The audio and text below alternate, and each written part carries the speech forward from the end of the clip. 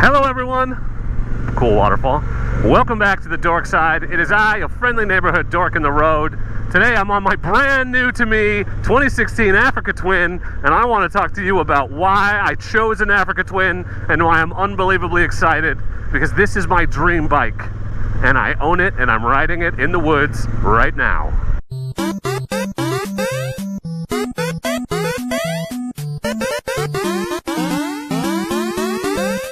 That's right everyone, I am the Dork in the road and I want to be your internet riding buddy. And I'm better than your regular riding buddies because I'm available whenever you want and I come with a mute button. So please don't hesitate to subscribe.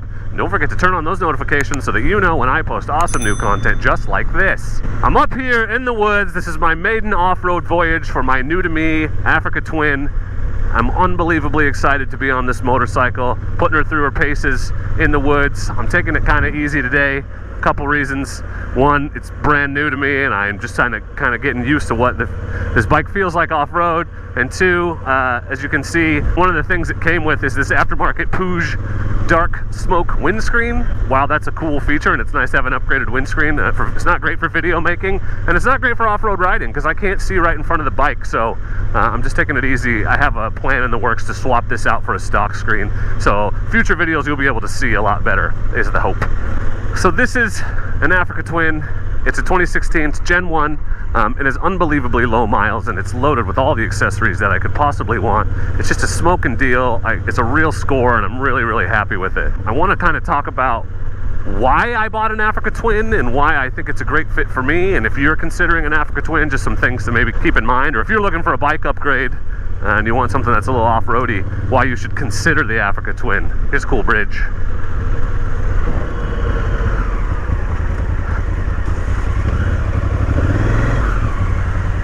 Also, here's a bomb waterfall.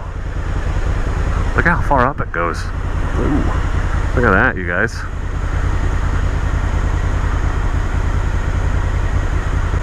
Beautiful.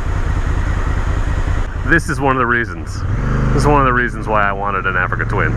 Because I can do this. I can get up here and see this. Those of you who follow the channel know that I've really started leaning hard into the off-road riding. I'm doing a lot of dual sport riding. I had a Kawasaki Versys 650. I have it still. It's for sale if you're looking for one.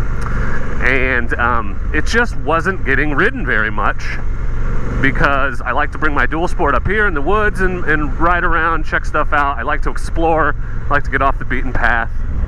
There's some natural beauty for you too. And I'm not comfortable riding the Versys in the woods, especially when it has no crash protection, street tires, and it's not really made for it. Small front wheel, low ground clearance. It's an upright street bike. That's what it's designed to be. It's not an adventure bike.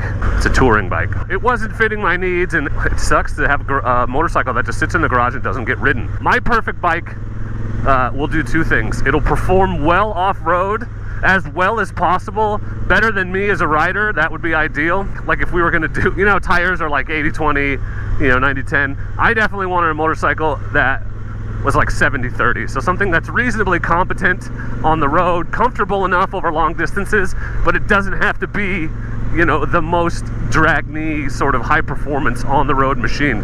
I'm okay with it being boring or not remarkable on road so long as it's capable and comfortable, because I would give up all that road performance stuff other than comfort. That's a priority for me, to know that it's more capable off-road. I want off-road capability. I'm not an amazing rider, I'm an intermediate rider, and I want to know that my motorcycle is better than me, that it can handle anything I will dare throw at it because it's far more competent than I am as a rider.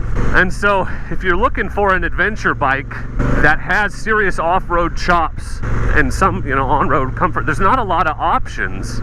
Most adventure bikes are pretty street biased. V-Strom, pretty street biased, low ground clearance. But the Twin, the Africa Twin, is designed by Honda to be off-road capable, to ride, handle, and perform like a big dirt bike.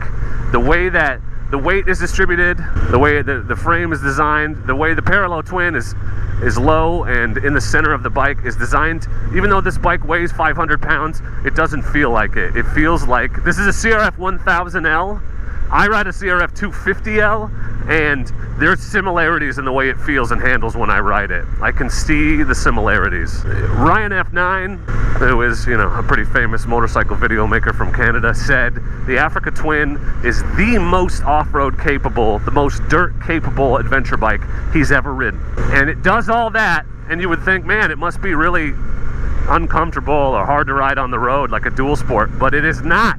It's actually quite comfortable on the road. It's just not remarkable on the road. It doesn't lean in super fast. It's definitely, of the big adventure bikes, all the other ones are better on the road. They're more comfortable, they're more exciting. But the Africa Twin beats them all off-road. Now that's subjective, and you might argue that the KTMs have better performance, and that's possible. I personally, the other reason why I wanted a Honda and why I've always liked Hondas is because I value reliability, I value just dependability, I value simplicity, I value low maintenance costs, I value ease of maintenance, and there's nothing more rock solid or dependable than a Honda.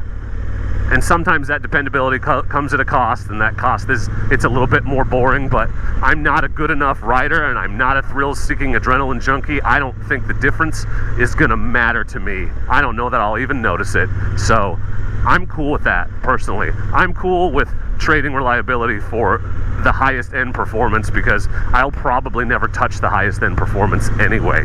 The Africa Twin is the perfect bike and the best the best adventure bike for me, because it is incredibly off-road capable, more capable than I am or will probably ever be, and yet it's still got the Honda reliability and the street. It's very street capable. I rode it an hour to get up here today. No problems, very comfortable, very easy to ride on the street, plenty of power for passing. It's exciting enough for me. I don't know what people are talking about when they say the engine is boring. It's got a calm, smooth power delivery. It's loaded with a ton of features that, you know, I wanted. It's got traction control. You can turn the rear ABS off, but it has ABS. Really high ground clearance, great suspension, travel. It's just a great bike. I'm just, whoa, that was a little sketchy. Got into a little mud there. It's just the best bike for me. It's just a great motorcycle for me, and I'm insanely excited that I'm riding it.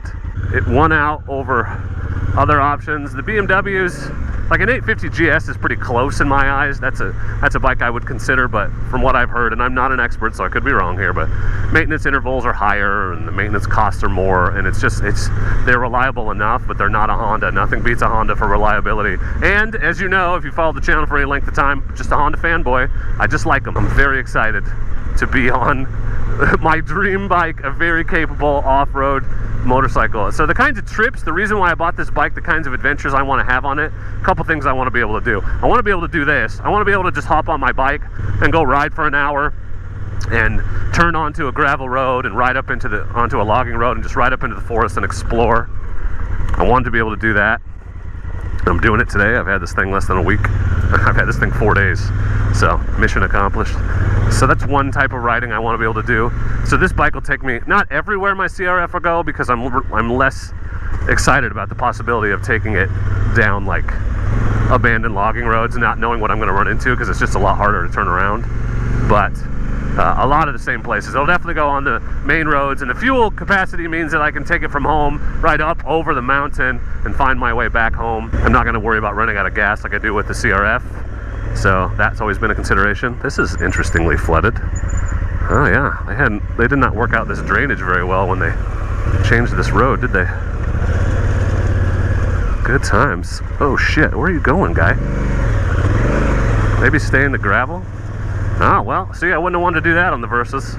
That would have been too much for it already. Another type of adventures I'd like to take and really level up my adventures, because I was able to moto camp on the Versys, but I wasn't really willing to take it off the payment, so it wasn't anywhere that I couldn't take a car to that I would go camping. I'd like to, and it came with all the gear for this, so I've got soft bags and stuff, but I would like to go ride a long ways up into the wilderness, either a dispersed camp or two. Oregon has a lot of sort of primitive campgrounds that are way up in the mountains, up gravel roads and stuff. Be able to ride up to a place like that, set up camp, drop all my gear off, and then just go ride around and explore in the local area. I don't have to trailer the bike there or put it in the back of my truck like I'd have to with the CRF, because fuel capacity is so limited. It's pretty awesome. Those types of adventures are on the horizon, and I'm really looking forward to it. That's why I bought a and an Africa Twin. Also, they look really rad, and this one was a fantastic deal and came with a lot of accessories and farkles that I wanted, so there's that too. But it's really just the perfect bike for me and for what I wanted. So if you were looking for similar things to what I was looking for, I would encourage you to look hard at the Africa Twin. And the real consideration there is that they're not cheap. You're going to be spending $9,000 or $10,000 at a minimum, depending on where you live. But you're going to get a rock solid lifetime motorcycle, so I would encourage you. So I'm not an expert on the Twin, obviously. I've only had it for a couple days, but I'd love to answer your questions if you have them. I'm curious in the comments, what's your dream bike? If you were going to make a I just bought my dream bike video, what bike would you have bought? Let me know in the comments. I appreciate you watching. I appreciate you coming along on these adventures with me. I'd super appreciate it if you hit that like button. It really helps the video out, helps me out, helps me grow my channel, which is one of my big goals for this year. Don't forget to subscribe if you haven't, hit that notification bell, and even maybe if you're crazy, consider supporting me on Patreon and help finance future adventures like this and future purchases that'll continue to enhance my ability to have adventures in the woods and the wilderness. But for now, I just want to say thank you very much. Thank you for watching, and as always, please do not forget to be excellent to each other. Thank you.